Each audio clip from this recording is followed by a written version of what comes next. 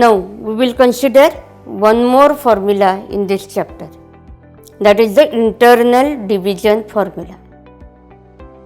If we consider segment AB and any point P on it such that point P is between A and B, then point P divides segment AB in the ratio AP is to PB.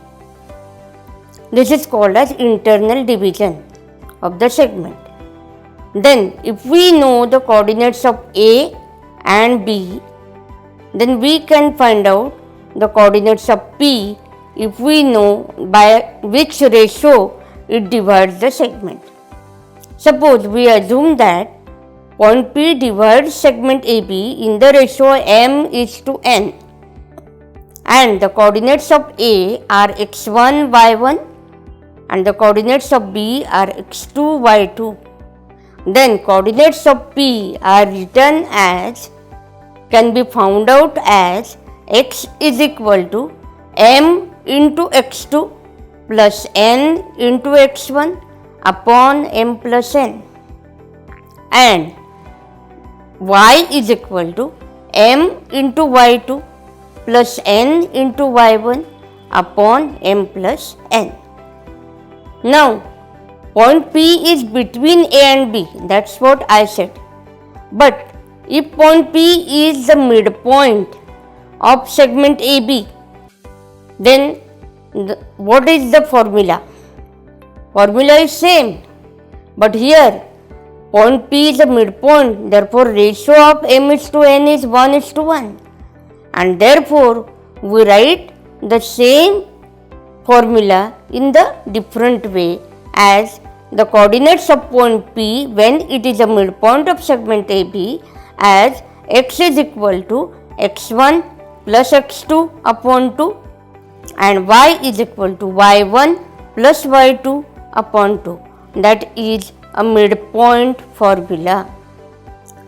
Now we will do some sums on the internal division formula to understand the formula very well. So let us understand the example. Find the coordinates of point P if P divides the line segment joining the points A minus 1, 7 and B 4, minus 3 in the ratio 2 is to 3. So here point P is between A and B, that is clear. It divides segment AB in the ratio 2 is to 3. Therefore m is equal to 2 and n is equal to 3. Then x1 is equal to minus 1, x2 is equal to 4, y1 is equal to 7 and y2 is equal to minus 3. Let the coordinates of P be x and y.